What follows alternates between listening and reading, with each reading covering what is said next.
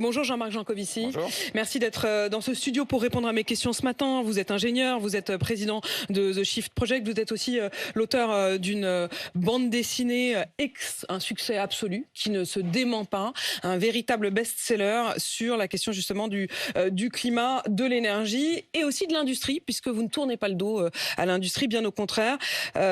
Et elle est au cœur de l'actualité, l'industrie, parce que Emmanuel Macron a relancé hier l'idée qu'il fallait réindustrialiser et faire de la France la première des économies décarbonées.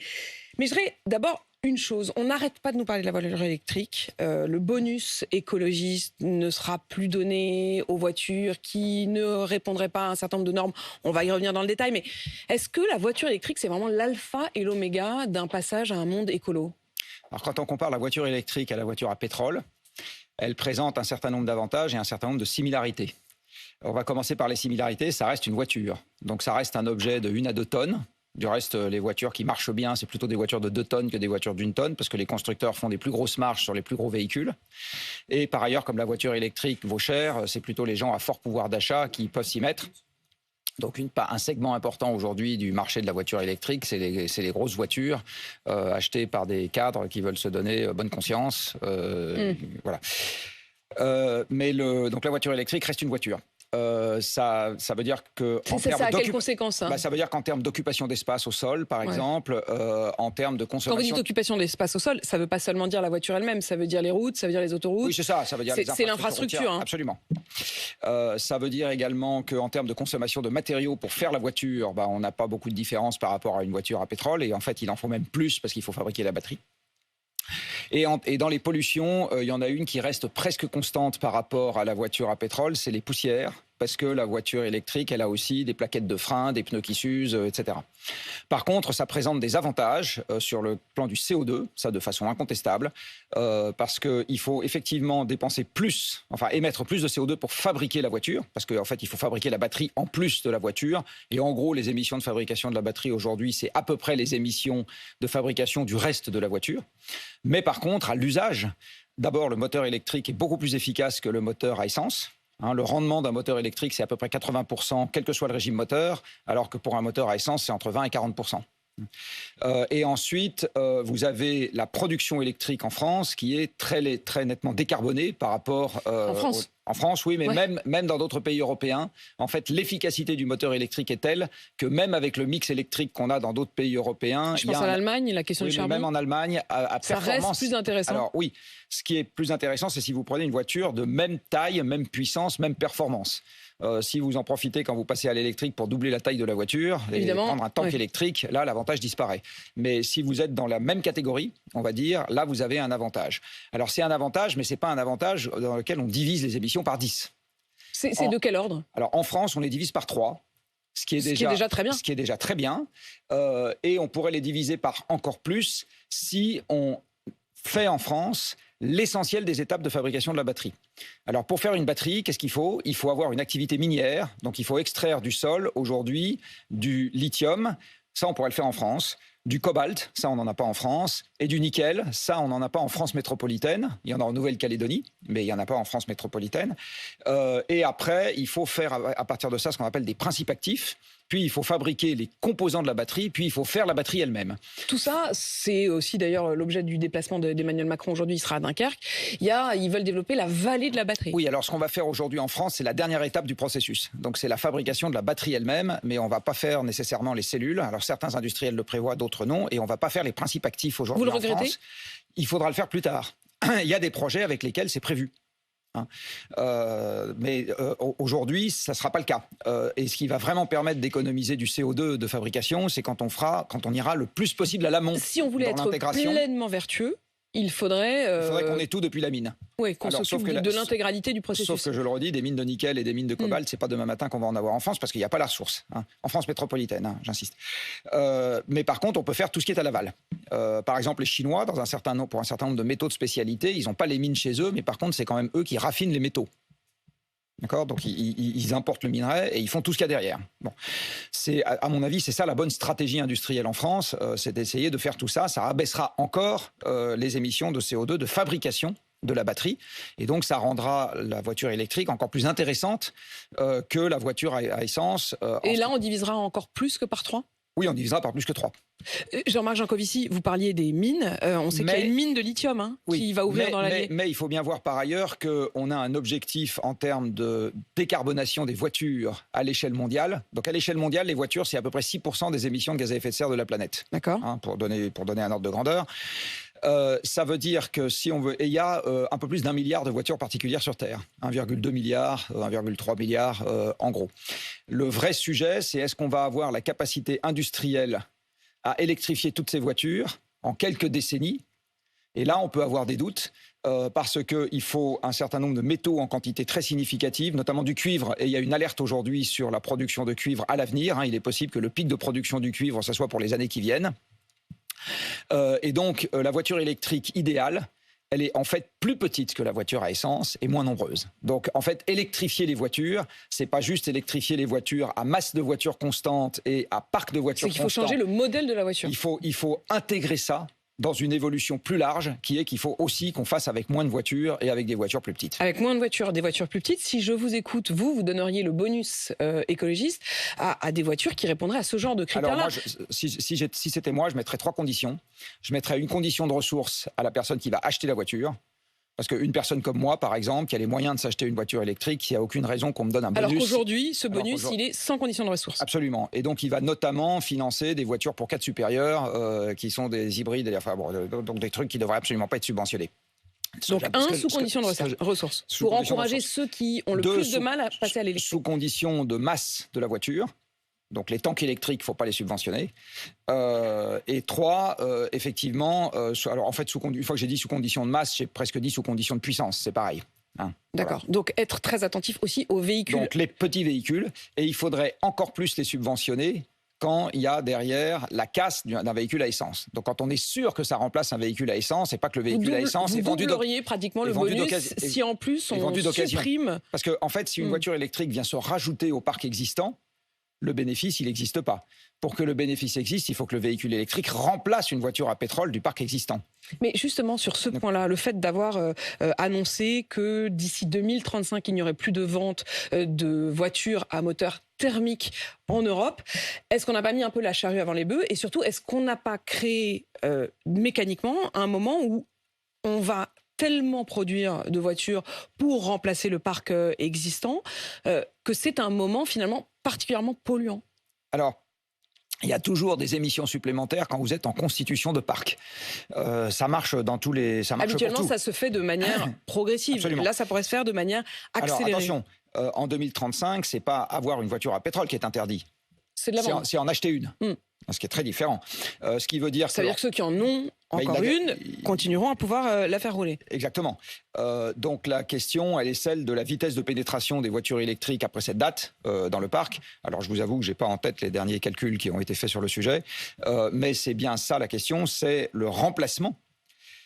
Et l'autre question qui est posée, c'est celle que j'évoquais, c'est-à-dire est-ce qu'on va avoir la capacité industrielle et les matières premières nécessaires pour remplacer toutes les voitures qui roulent aujourd'hui ou pas. Et si on n'a pas cette matière première et si on n'a pas cette capacité industrielle, il y a aussi un sujet de réorganisation du système de transport.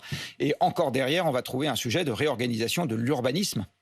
Parce qu'il y a tout un tas de trucs. Il y a tout ce débat, par exemple, sur des bretelles d'autoroutes nouvelles qui sont construites. Il y a l'A69.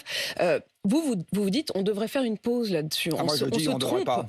On ne devrait pas la construire. Non, on ne devrait pas. Parce qu'en fait, si on la construit, qu'est-ce qui se passe? Aujourd'hui, on va favoriser des habitudes de gens qui vont s'en servir. On va favoriser des implantations à côté de cette nouvelle infrastructure routière, parce que c'est toujours comme ça que ça se passe. De zones d'activité, etc., de gens qui débarquent. Et c'est normal. Je veux dire, le truc est là, on s'en sert. Et ensuite, vous leur dites, ah ben non, finalement, on va devoir s'organiser autrement. Et une fois que vous avez mis un entrepôt... Et on voudrait que vous laissiez votre voiture au garage, non? Et surtout les camions. Parce qu'il y a une chose dont on ne parle pas quand on parle de l'électrification des moyens de transport, c'est les marchandises. Or, paradoxalement, pour moi, c'est encore plus urgent d'électrifier le transport de marchandises que d'électrifier le transport de personnes. Parce que les gens ont des jambes. Enfin, sauf accident de la vie, ils ont des jambes. Ce qui veut dire que si jamais il y a moins de voitures, eh ben, ils peuvent se lever un peu plus tôt, prendre un vélo pour aller jusque chez le voisin et partager la voiture du voisin, prendre un vélo pour aller jusqu'à un arrêt de bus. Alors, ils ronchonneront un peu, ils diront que c'est moins confortable et qu'ils vont passer une demi-heure de plus, mais ils peuvent le faire physiquement. Les marchandises n'ont pas de jambes. Aujourd'hui, sans camion, vous ne nourrissez pas les villes. C'est-à-dire que sans camion, si demain matin, les camions disparaissent, vous et moi, on meurt de faim.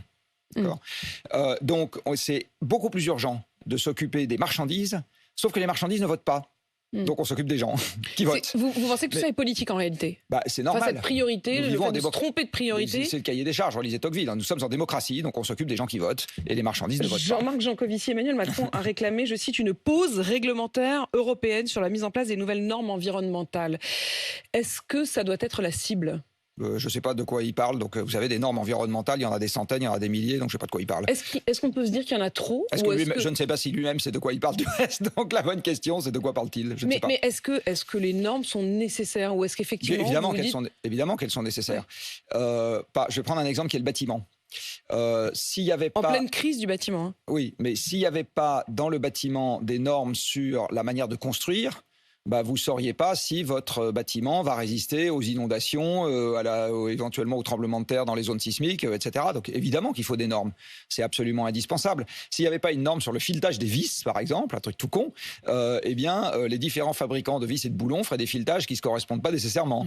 Donc la norme, c'est quelque chose qui est... Non mais je trouve ça passionnant qu'on puisse parler avec vous autant des autoroutes que des vis et des voitures électriques. C'est tout con, mais donc en fait la norme est absolument indispensable dans un système industriel. Jean-Marc Jancovici, puisqu'on en est au logement, cette crise majeure que traverse la France, avec une catastrophe à venir, peu de réponses aujourd'hui de la part du gouvernement, mais une question également qui est celle de la maison individuelle. Alors la ministre du Logement précédente, Emmanuelle Wargon, avait mis les pieds dans le plat, ça lui avait été énormément reproché en disant que peut-être que le modèle de la maison individuelle était daté. Qu'est-ce que vous répondez là-dessus, Jean-Marc Jancovici? C'est aujourd'hui l'un des problèmes, c'est qu'il y a moins de construction. Et comme il y a moins de construction, il y a aussi une tension sur le monde de l'immobilier et sur le monde du logement qui est extrêmement lourde. Est-ce qu'il faut construire plus ou est-ce qu'en effet, il faut se dire c'est plus le modèle? Il y a quelques années, avant Le Monde sans fin, j'avais écrit un bouquin dans lequel un des chapitres s'appelait « Mettre les villes à la campagne, c'est fait ». Alors, quand on regarde ce qui s'est passé avec l'abondance énergétique, avant l'abondance énergétique, qu'est-ce qui se passait? Vous aviez soit des gens qui habitaient à la campagne dans des maisons, donc l'habitat rural standard, c'était pas des immeubles, c'était des maisons. Mais à ce moment, ils avaient une activité qui demandait très peu de transport. Le déplacement quotidien de l'agriculteur ou du paysan, c'était d'aller de chez lui jusqu'à son champ. Le champ était pas loin, etc. Et il y avait donc en fait, on avait un modèle dans lequel une proximité entre travail et habitat. Ça flottait parce que vous n'aviez pas besoin de vous déplacer à partir de votre logement pour aller loin. Bon. Et les gens qui étaient en ville, ils étaient dans des endroits où ils pouvaient tout faire à pied. C'est pour ça que les cœurs de ville historiques en Europe sont tous des cœurs de ville très denses, concentrés, où on peut tout faire à pied. Si vous habitez dans Paris, vous pouvez quasiment tout faire à pied, ça pose pas de problème. Et dans n'importe quelle ville ancienne, vous pouvez faire ça. Avec l'énergie abondante, on s'est mis à avoir hors des villes des gens qui ont une activité de type urbain, des emplois de service, enfin des emplois industriels et des emplois de service, et par ailleurs qui ont besoin d'une voiture. Du coup, pour assurer une mobilité loin de leur domicile, puisqu'ils sont plus agriculteurs et ils sont pas. Plus on rajoute aujourd'hui des zones pavillonnaires, plus on rajoute des gens qui sont dépendants de la voiture. Or, on vient de se dire que la dépendance à la voiture, c'est quelque chose qui n'est peut-être pas garanti pour l'éternité, c'est-à-dire qu'il va peut-être pas y avoir les moyens matériels de conserver les 40 millions de véhicules particuliers qu'on a en France. Alors, l'absence de ces moyens matériels, ça se traduira par des pénuries, de l'inflation, etc. C'est ce genre de truc qui va matérialiser ou des interdictions, mais c'est comme ça que ça va se manifester. Du coup, est-ce que c'est très raisonnable aujourd'hui de continuer à mettre des gens dans des zones où ils se disent, à court terme, là, je vais être très bien, mais sauf que dans 5 ans, dans 10 ans, dans 20 ans... Mais c'est eux-mêmes qui seront pénalisés avec le prix de leur transport individuel. Et à ce moment-là, on pourra bien appeler l'État au secours s'il y a une impossibilité physique d'assurer le déplacement d'une partie des gens qui habitent dans ces zones. C'est pas complètement illégitime aujourd'hui de dire c'est peut-être pas une bonne idée de continuer à les augmenter, ces zones. Donc du coup, la bonne question, c'est qu'est-ce qu'on fait? Mais de partir de l'idée... Mais qu'est-ce qu'on fait? Qu'est-ce qu'on fait pour l'habitat? Qu'est-ce qu'on fait pour le logement qui est en grave crise aujourd'hui? Alors il y a deux choses distinctes. D'abord, il faut savoir qu'en France aujourd'hui, la création de logements était, alors je ne sais pas si c'est encore le cas sur les 6 derniers mois, mais était de façon chronique le double de la création de nouveaux ménages. Donc chaque année, c'est plus le cas. Aujourd'hui, il y a moins de logements qu'il n'en faudrait. Alors, moins qu'il n'en faudrait, je ne sais pas ce que ça veut dire. Moi, ce que je vous dis encore une fois, c'est que les statistiques que j'avais jusqu'à très récemment, c'est qu'on créait 2 fois plus de logements qu'il n'y avait de nouveaux ménages. Et là-dedans, donc c'était trop.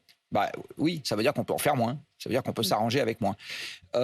Après, dans les nouveaux logements concrets, il y a aussi pas mal de résidences secondaires. Est-ce que c'est indispensable de faire des résidences secondaires? Il y a des gens qui vont m'écouter en hurlant, de quoi? C'est liberticide. Oui, mais enfin, la résidence secondaire, avant l'énergie abondante, ça n'existait pas. Hein. Donc, quand on va retourner à l'énergie contrainte... C'est une invention récente. Oui, parce que c'est permis physiquement par l'abondance énergétique. Avec une abondance énergétique plus basse, avec moins d'énergie, on n'aura pas les moyens d'avoir des résidences secondaires. À l'époque, il y avait que les aristocrates qui avaient des résidences secondaires. Le peuple n'en avait pas. Donc la question, c'est est-ce qu'il faut continuer à en faire? Parce que ça vient quand même artificialiser et construire pour des occupations qui sont ponctuelles et qui nécessitent un transport, voilà, et qui sont hors des zones par ailleurs d'activité économique. Voilà. On a également un sujet sur la déprise d'un certain nombre de villes.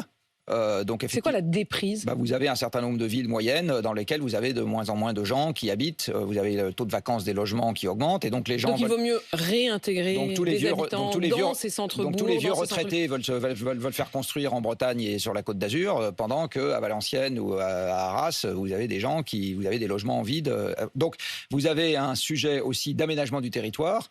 Alors aménager le territoire, ça porte un vilain nom, ça s'appelle la planification, mais ça veut dire qu'il faut essayer, par exemple, de faire les nouvelles usines de batteries ou d'autres dans des endroits où il y a plein de logements vacants, histoire de recréer de l'activité. Alors, je ne connais pas le taux de vacances des logements à Dunkerque, mais histoire de recréer de l'activité. Mais la vallée, elle est plus large que seulement Dunkerque. Mais il faut donc recréer de l'activité, idéalement, dans des endroits où il y a déjà des logements vides. Donc, en fait, aujourd'hui, ce qu'on ne sait pas faire, parce que l'abondance énergétique nous a rendu la vie facile, et donc on n'a pas eu besoin de se creuser la cervelle, c'est refaire des plans un peu à large maille, en juxtaposant le sujet des transports, le sujet des logements, le sujet de l'activité, le sujet de l'agriculture, etc.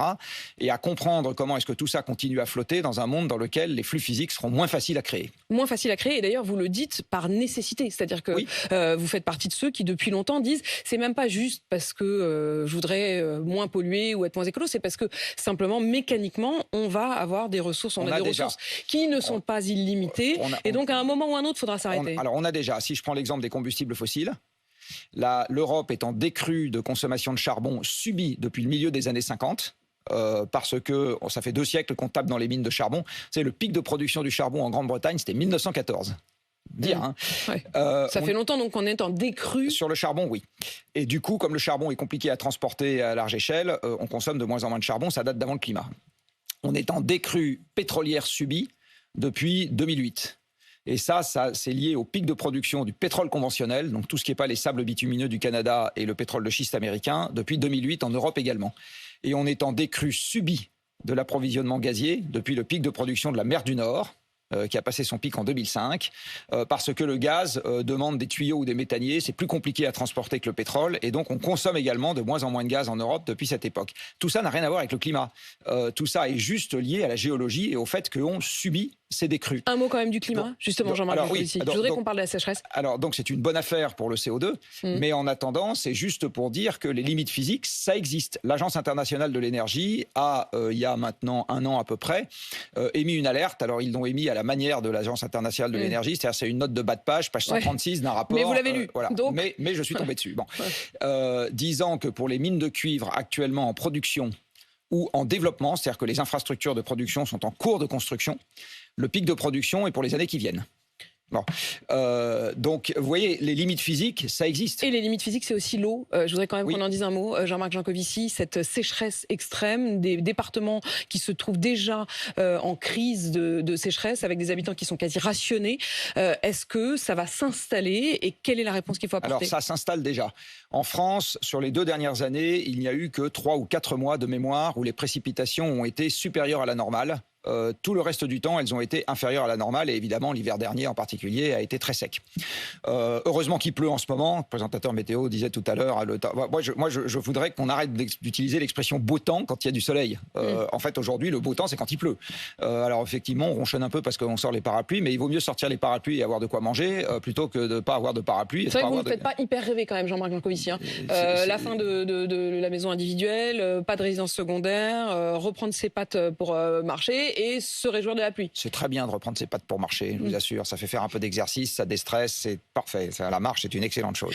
Cela dit, sur il y a la même pluie... des tas de gens qui payent très cher pour aller marcher à l'autre bout du monde. C'est vrai, et même qui payent très cher pour rien manger. Bon. Mais cela dit, Jean-Marc Jancovici, sur cette histoire de sécheresse, est-ce qu'il faut s'y habituer? Est-ce qu'il faut changer nos habitudes de consommation? Malheureusement, oui.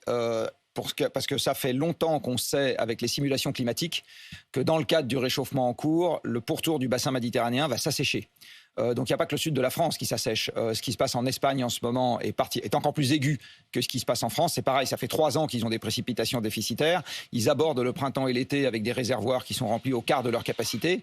Quand vous allez encore plus au sud, au Maroc, l'année dernière, il y a eu une perte de la récolte en céréales extrêmement marquée.